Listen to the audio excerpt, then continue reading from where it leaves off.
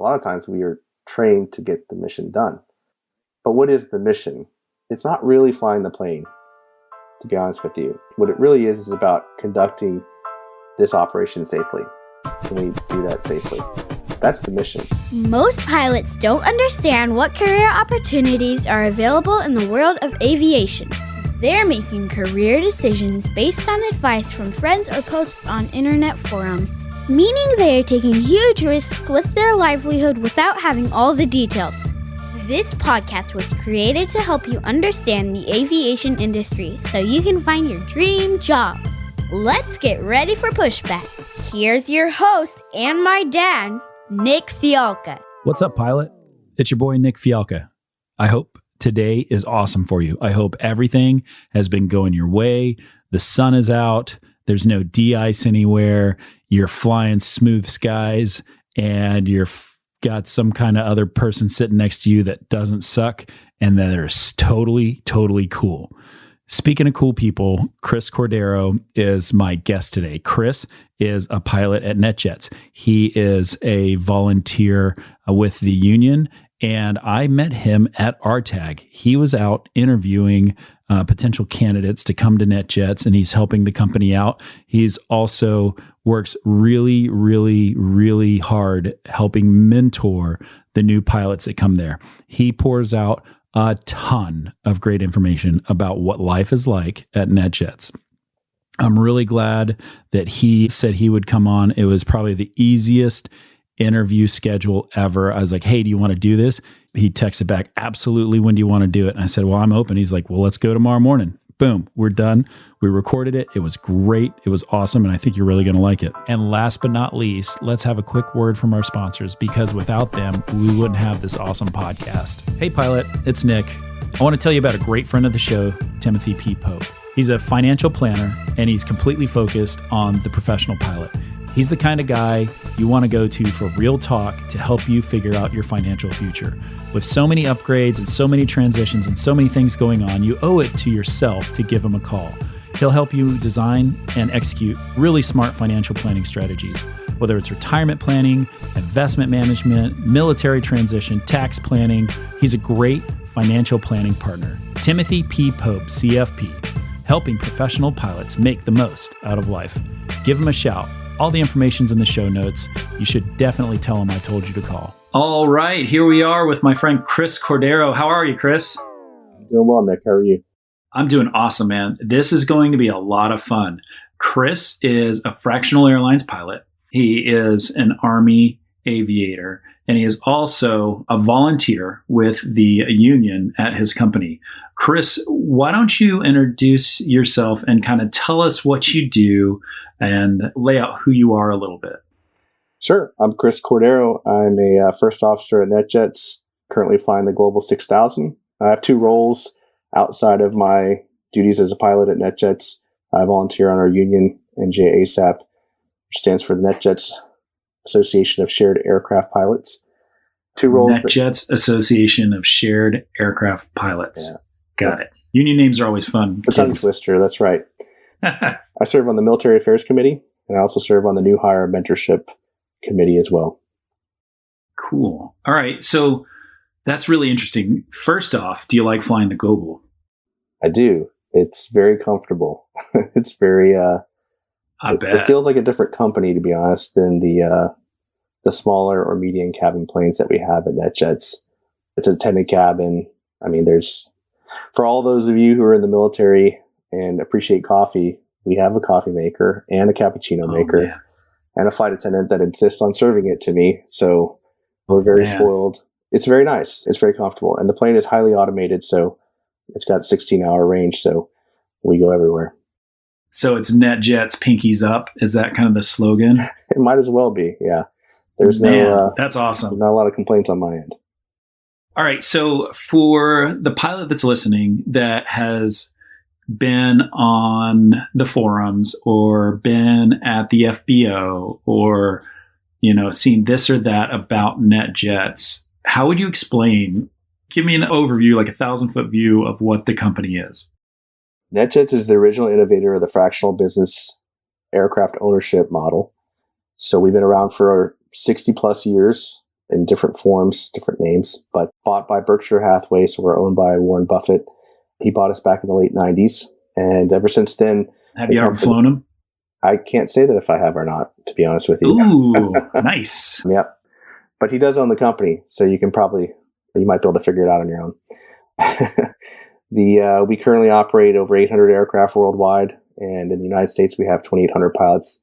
I can't remember how many pilots we have in Europe, but we have an office in Portugal, and we have a NetJets Europe arm over there as well. So the industry leader, and we are very unique in the sense that we have a union, and we have a very robust contract that is also industry leading.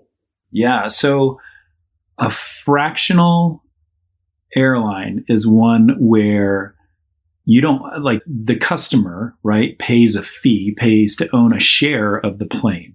And they then have rights to use that plane for a certain amount of time based on whatever they've purchased, right? They don't own the jet. They're not responsible for the maintenance. They're not responsible to pay the pilots, but they do pay for use of that aircraft. Is that correct? 99% correct. They do own the aircraft.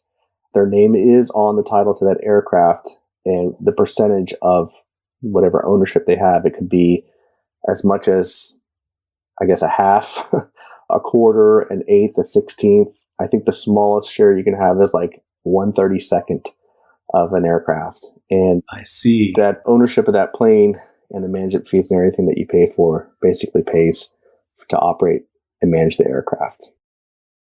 Got it. So you are flying the owners of the aircraft whenever you are up and about in your flight suit or in your uniform, not really flight suit, I guess, these days. Yeah. All right. Can you tell me, like, let's take a look first off of, like, what's a sequence like? What's a week in the life look like? Yeah, it varies. The default schedule, once you are online, meaning once you've finished your in-dock and initial training and IOE, the default schedule is 7 days on, 7 days off.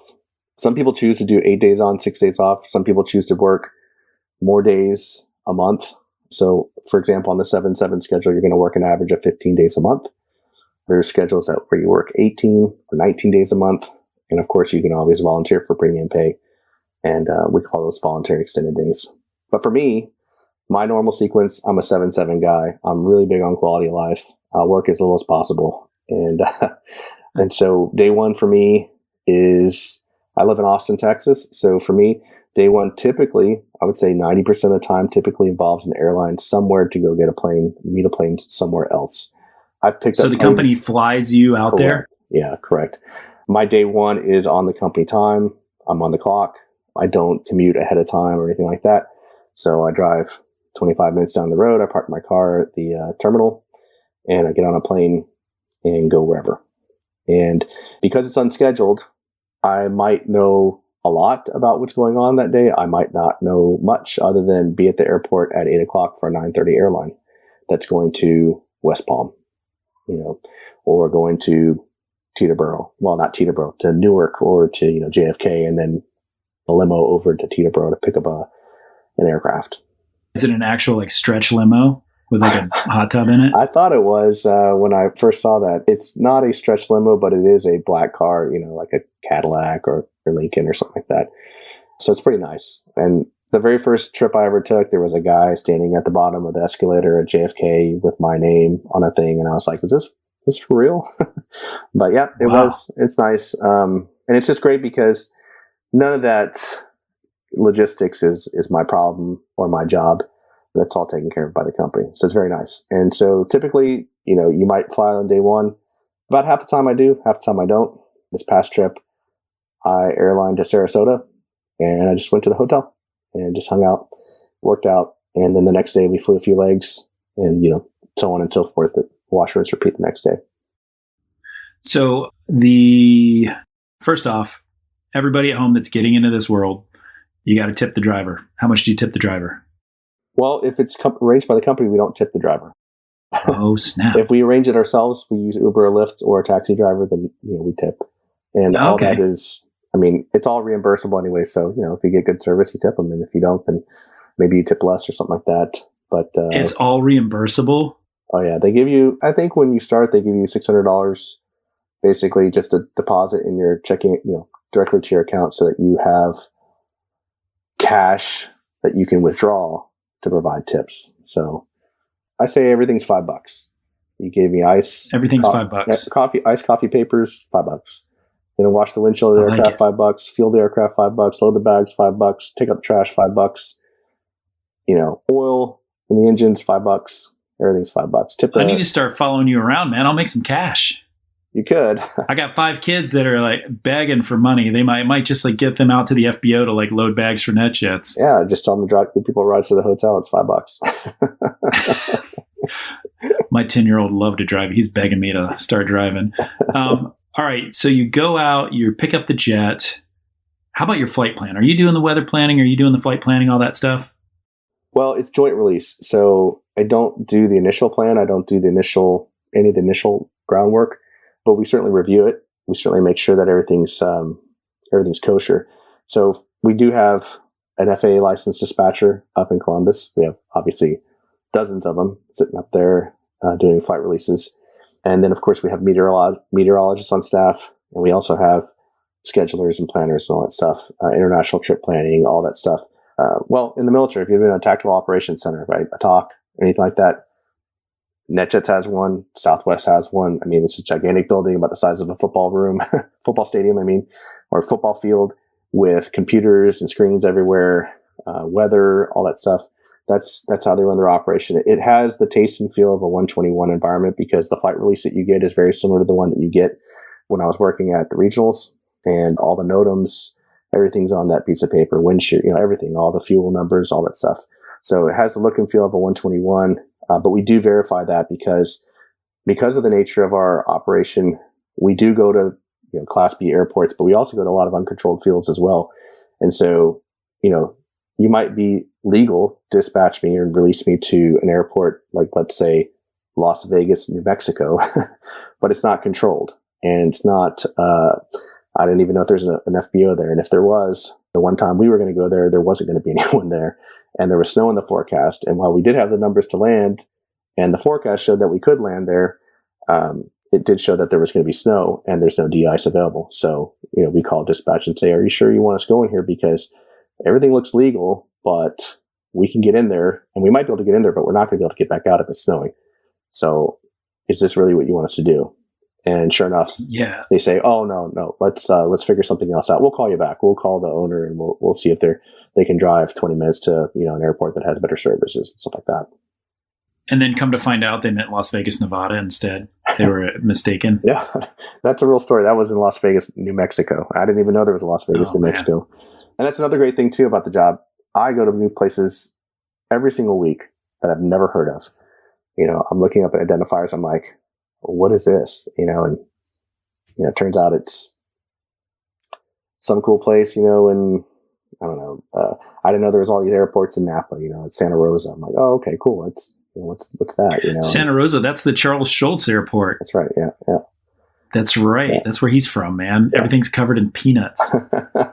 Man, the last time I went there, they were working on the terminal, and you land, and it was seriously like landing in a fob because it was like they had mobile homes, and they had like just a bunch of cones out, and people were directing you different places. Wow. You weren't going to FBOs and stuff. It was that was the 121 side of the house. Very strange. Yeah.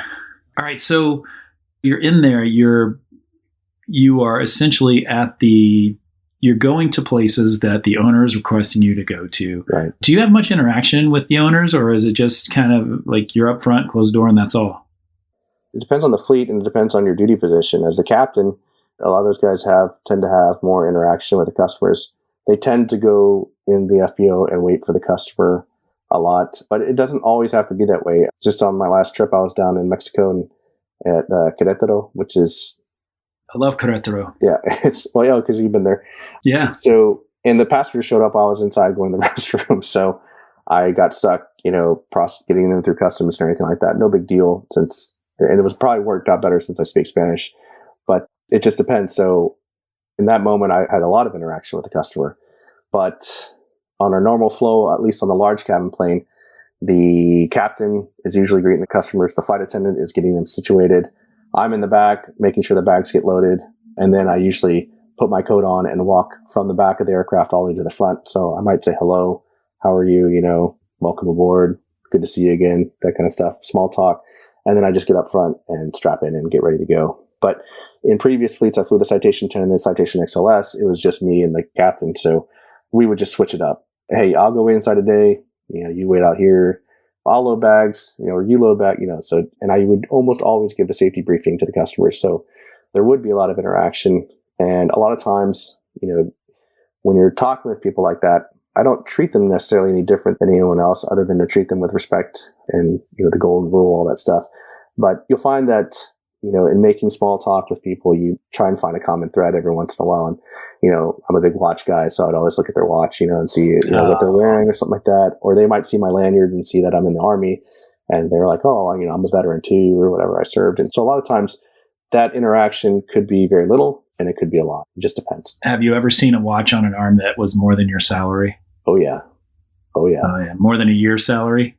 I've seen watches that are at least $400,000, $400,000 or $500,000 watches. I got one on right here. Yeah, it's you can imagine $18. You can imagine there's certain celebrities that actually carry a jewelry box with them. Or one of the people in their entourage carries a jewelry box. And my 10-year-old, she carries a jewelry box. It's different, but I get the same feeling. I feel like I'm in her entourage. Yeah. So, man, but very, for the most part, very nice people, very normal. Not, I think the same percentage of people that you meet in your daily life. I would say 95% of them hopefully are good people, and there's 5% are kind of weird or different. Yeah. That distribution is the same, I guess, regardless of socioeconomic status. So at the end of the trip, you've been flying for 7 days, and you're landing in God knows where. Like, how are you getting home? Again, not my problem. It's pretty simple. You have your duty day. It's 14 hours. It's the max that they can use you.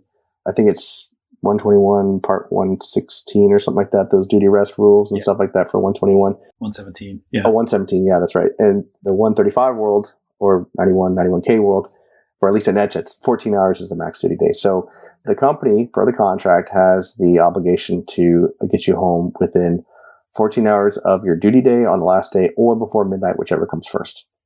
Does that make sense? Okay. So during the week, I'm sorry, go ahead. Oh, so I might fly a leg, maybe 2, maybe even 3 legs on the last day. Rare. Usually I just go home on the last day. I would say 80% of the time I just go home. I get an airline ticket on day 6. I'm like, oh, I guess we're going to be in an Uber or Lyft or whatever and go to Newark and then fly home. And that's it. I'll be home at 2:30 in the afternoon. Easy. $5 more. That's it. That's right. $5. That's right. Yeah. So during the week, right? A lot of, in this day and age in the airlines, from my experience, there have been a lot of long days that are hard with multiple aircraft swaps and this, that, and the other, and multiple legs. And it's been a lot more than it has been. Do you find that you guys are max duty daying it? Do you feel like it's a relatively gentlemanly schedule? Like, what has that looked like? Well, the biggest thing I think that you have to remember is, we were in the military, right? So we're very mission oriented. We're mission focused. We want it. A lot of times we are trained to get the mission done. Right. But what is the mission? It's not really flying the plane, to be honest with you. What it really is about conducting this operation safely. Can we do that safely? That's the mission. So I don't care how much of a hurry anyone's in. My concern is, can I get this done safely? So when you ask the question of, are we getting busy? Yeah, of course we're busy. There's a lot of requests. We're growing, we're hiring. We added a lot of aircraft and stuff like that. But we always have to come back to really our primary mission objective, which is, can we conduct this operation safely? What's the safest way to do this? And there's nothing about rushing included in that, right? There's no rushing. There's no, I can only move as fast as I can. When I start rushing, I make mistakes. So what happens is, you can only fly for maybe 6 legs a day before you're out of duty time, unless they were just like 6 20-minute legs, which just doesn't happen, right? Average flight's at least an hour long. Are you banging up against that limit a lot, or is it? No. I would say the average duty day is maybe 10 or 12 hours. It seems like it to me.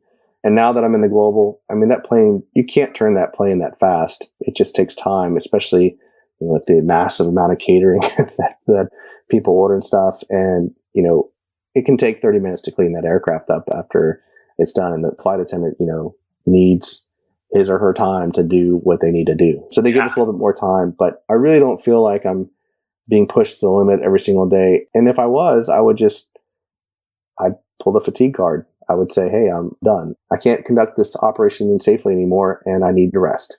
And at that moment, the companies, per the contract, they're obligated to give you 14-hour duty rest period. Typically, I've only done it a couple times maybe in the last 4 years. But I said, hey, I really would like to get some rest. And if I can start at 10 o'clock tomorrow, then I think I'll be good to go again. Yeah, I'm going to do a whole episode. I might even do multiple episodes about fatigue. That is such an important part. Yeah. And the temperature that I have is that a lot of people are afraid to do it. And so they feel judged. And I don't, that is a whole nother ball of wax. I would think if you're in the midst of things and they're going sideways and you're getting fatigued, or the maintenance or the weather or a million different things start happening, one of the harder things has to be to be the person that goes back and tells the owner that we can't do something. And what's the experience been like with that? It's not that hard at all. I mean, I've had a couple instances where I've had an owner, we're on a recovery flight. So their original plan failed. The plane had a mechanical issue. So now here we are flying into this airport to pick up an owner. And the minute we land, their car is at the door, at the air stair, and they're ready to load. Right. And I'm like, hey, I'm sorry, guys. We're not ready right now for you guys to get on the plane. For them, it might be tense, but for me, I'm just not ready. I'm sorry. Well, I'm not actually sorry. I'm not ready. And if we'll get going as soon as we possibly can, but we need to get the plane ready. We need fuel. We need to get our paperwork and whatnot. And at that point, it's pretty binary. Yeah. The customer might say, well, this has happened. The customer like, well, owner services said you'd be in, we'd be right out and everything like that. And I go, oh, we absolutely will be. But I find that, that rushing is probably not the best thing to do here. And I said, in fact, the only time I've ever been in a rush in my entire aviation career was in Afghanistan as a medevac pilot when there's a U.S. Army soldier bleeding out on the battlefield. And that's not happening right now. Absolutely. So again, I'm not willing to compromise the safety of your flight. So if you guys don't mind waiting inside the FBO, it'll be about 5 or 10 minutes. I'll be in to get you and we'll be on our way. And of course they put their hands up. Yeah, there's no golden hour here, bro. Yeah, that's right. That's right. That's exactly Get out of here. That's exactly right. Yeah. So yeah. So you tell the customer that, and yeah, sure, they're going to be upset. And if they really don't like that, then they can go find an operator that's willing to compromise, their safety culture, so that they can go take risks that we're not willing to take, and go do that flight. And so at the end of the day, this does not work for everybody, right? A lot of business owners are not used to being told no, right? They didn't get to where they were in life because they were getting told no. But this is different. This is not business. This is safety. This is life. You only have one. And so if they don't understand that, then look, it's not about me. This isn't personal. This is just, we're safety focused. That's our mission. And that's what you hired us to do. And if that's not what you want us to do, then maybe this isn't a good fit, right? And so they can talk to owner services about it, but at that point, the conversation's over, right? And so I'm not trying to come off the top rope and shut down a customer or anything like that. But I mean, you're a professional, and so you just don't take it personally or anything like that. You say, unfortunately, there's a mechanical issue with the aircraft that precludes us from taking off and flying in this aircraft. But owner services has an aircraft already on the way, should be in about 20 or 30 minutes, and you guys will be on your way. And usually they're like, okay, great, thanks. They don't want to fly an unsafe plane. I find that the reasonable man theory works about 95% of the time. Yeah. And those last few, I mean, the good part is that the company has your back and they're a safety focused organization. And that's why it's expensive to have a plane, is because you have 2 expensive insurance policies in the front seat, making sure that you're going to get to where you're going to get. That's right. So I want to shift gears a little bit because you have a really awesome experience working with your union. You have a big heart and you do a lot of different stuff. And so will you talk about the membership committee a little bit? Yeah, the mentorship committee, sure. Mentorship, excuse me. Yeah, it's actually a program, and I'm only saying that because committees typically have a counterpart at the company level. But the mentorship program is just union only, and that program is staffed by a bunch of volunteers. There's a few dozen of us now, because every time we have a new hire class, each mentor takes it on about 5 or 6 new hires and mentors them throughout the mentees. That's right, and mentors them through that new hire process. So we reach out to them their first week on property. Hey, welcome to NetJets. I'm so-and-so. It's great to have you on board. We're going to have a union dinner this week. And sometimes if we're in town, we go and meet them in person, which is really nice. And if we're not, then we say, hey, I'll give you a call next week. And, if you have any questions, here's my contact information.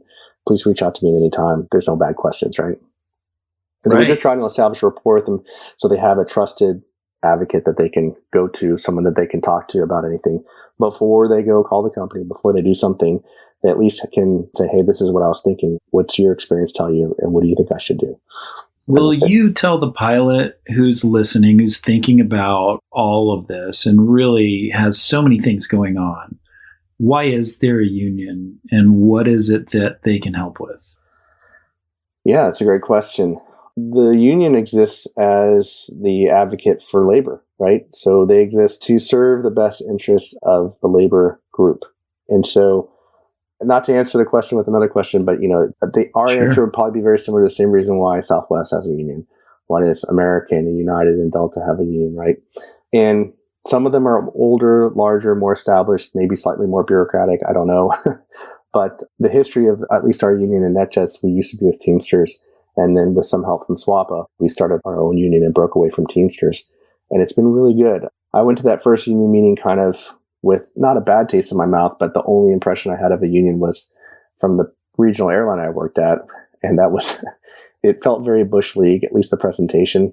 It wasn't very professional. It was like, here's some pizza and soda and stuff. And, I'm sure a lot of guys. But you guys have like top shelf scotch though instead, right? We have our own building, and we actually just bought a new building that we were leasing office space. And now we actually have our own union building, which is fantastic. I mean, we have meeting space, we have, a well-stocked craft beer, fridge, Let's go. It just has a very professional environment. And everyone that spoke that night really seemed to be very compassionate about, making the best place, or at least in keeping this a place where people would want to come work at and stay at. And as a result, I mean, everyone that you meet when you get hired here has been here 18, 19, 20 plus years. There's a very seasoned pilot group here.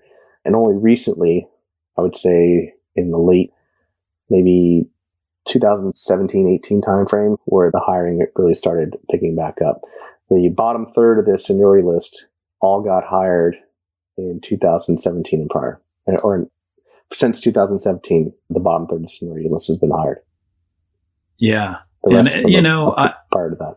Yeah, and I have a bunch of buddies that fly there, and the one thing they say about the union is like it is their advocate, is the thing to help create an opportunity for that pilot to have a place to ask a question. Right. That is a safe place for them to ask that question. Right. And you don't have to worry about any kind of retribution from that. And that is one of my favorite things about a union, is just the ability to come in and be like, here's the stupid question that I've got. I want to, I've got to take military leave. Am I allowed to go on military leave? Am I going to get fired? Right. It's a big question. Right. I bet you get it a lot. Yeah. Most people are pretty aware of USARA and their rights and stuff like that, but no one really understands the inner workings of how a company handles that situation and stuff. So I wouldn't say it's delicate, but I mean, you do have to give some consideration to how you're going to word that email. You're a new hire, you're on probation, stuff like that. So you do want to take professional approach to it, but also without, coming across as, well, I'm a military guy. I don't need to provide you with anything. I can just leave when I want. Well, it might be true, but it may not be a good idea, right? And it might raise some flags. So again, that's part of what we do and part of how we help those people make that transition to the new hire. I have found that when working with management, the best avenue is to handle things with grace and professionalism. And that is where everything works out. Correct. You're also on the military committee, correct? That is a committee. Military Affairs Committee, that's correct. Yep. Yes, military affairs. And do you have a lot of military personnel at NetJets? 25% of the pilot. 25%. That's a lot. 25%. That's a lot. And even, I don't know the exact numbers, but a little bit less than half of that are still serving actually in the Guard and Reserve. Oh gosh. Yeah, absolutely. I'm a big fan, been military for a long time. Yeah. So I definitely appreciate that. What would you say that if you had a person considering NetJets that maybe had a CJO at NetJets and a CJO elsewhere, like what would be the pitch? Why is it a great place? Well, I wouldn't pitch them. That's the first thing, because I don't want to sell you on NetJets. What I want you to do is I want you to make a decision, and I want to provide you with as many facts as possible so that you can make what's the best decision for you and your family. This isn't the best job in the world for everybody. It has to be the right fit. So one of my good buddies, he's at United right now. He and I were both SIM partners at the regional airline we worked at. And we constantly go back and forth and we compare everything. And really at the end of the day, after knowing Ben for over almost 5 years now, I realized it doesn't matter. We both are very happy with our jobs. We both, for me, I live in Austin, Texas. Commuting for me is not an option. My wife has established business here in Austin, and it's not something we're willing to uproot.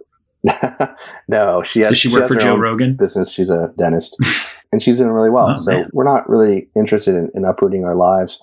But a lot of people like to stay in certain areas of the U.S., as they should. Maybe they like being in Bozeman, Montana, or some obscure anytown USA place that doesn't have regional airline service, and they're okay with driving 45 minutes to an airport so they can get to work. But if you're working at a mainline and you live in base, well, that's great. That's a really good gig, right? I don't like Dulles. I don't like Dallas. I don't like Houston. So it depends. And so what I tell guys is, I think they do want me to sell them on the job. And I've kind of given up on that over the last few years because it's really not a sales pitch. It's really a question of what works best for you and your family, and what information can I give you to tell you that will make you feel comfortable making a decision, right? And hopefully we've achieved that, right? Because there's not much known about NetJets, only because we are this airline that only serves the ultra wealthy people of the world. And so you're not going to see us on Super Bowl commercials. You're not going to see us on sponsoring NASCAR or anything like that. We sponsor events like Art Basel and the Kentucky Derby, and all these events where people. Correct. Yeah. So where your clients are. So yeah. So the recruiting can be a challenge for our company only because there's just not much that's known about it. But it's a fantastic job, and I love going to work. I sometimes have to kind of downplay it a little bit so my wife doesn't know that I'm excited to go to work. Some airport in France that definitely does not have any mainline service, that probably be great to discover on an overnight, or 2 nights or something like that or whatever. And so being in this job, it's just, and only being almost 4 years now removed from being a new hire, I'm in the large cabin aircraft and getting to be in the flagship of the airline. So it's very similar to my friend over at United, who's now flying a large cabin plane a wide body plane over there, and he goes to Madrid and, London or, all the time. And, it's cool. We're doing the same thing and we're just doing it slightly different, but we're both very happy with the outcomes, and we both value quality of life the same. And for him, he says, if I wasn't living in Dallas, if I was insisted on living, I don't know, in Las Vegas, New Mexico, right? Then, he goes, NetJets would be my tier 1. But if you're going to live in base for a main line, then that should be your tier 1, right? Because your opportunities are abundant as a line holder in base at a main line, and being on reserve, living in base is not bad at all. It's quite easy, right? So that commuting is a big deal for a lot of people, to include myself. Yeah. And I think that what you win with quality of life, with the flexibility in your schedule and the ability to just go places that the rest of the world is never going to get to see. Those are some of the coolest benefits. Chris, you said it beautifully, and I really appreciate you spending time with us. Thank you so much. In the show notes, I'm going to have all the information on NetJets. We'll have the union information as well. And if Chris would like, I put his contact information if you want to ask questions about life at NetJets, or the best place to get your teeth cleaned in Austin, Texas. So, yeah, absolutely. I need to start interviewing some wives of pilots too and see what that's all about. Chris, thank you for your time. Thank you for just pouring into us all that is in the NetJets world. So thank you for being here, my man. Very welcome. Thank you for having me. All right, buddy. Hey, before I let you go, I need to mention one thing, because a lot of people are asking me, can you do anything? Can you help me with this? And the answer is yes. At Spitfire Elite, we will make more millionaires this year than Major League Baseball will make in the next 5 years. Our company actually does this. It's called Spitfire Elite Interview Consulting. And you can find us over at SpitfireElite.com. Our clients, they call us the easy button for interview prep because everything you need to crush your interview is there in one spot. Whether it's application review or interview prep, all of it is covered. We've helped thousands of clients who are now flying at their dream jobs because our coaches gave them the one-on-one feedback that they needed to succeed on the biggest day of their life. The best part of Spitfire is our community. All Spitfire clients will get access to our private chats where they can work with each other and they can work with our coaches and get the latest information on all the airlines. If you'd like to make sure that you are 100% ready to go on your big day, there is only one choice. Everything you need is in one place, and I think it's pretty affordable. You'll have to take a look for yourself. Just go over to SpitfireElite.com and check us out. Use the coupon code PODCAST and it'll save you 10%. And by the way, I will see you on the next episode. The statements made on this show are my own opinions and do not reflect, nor are they under any direction from my employer.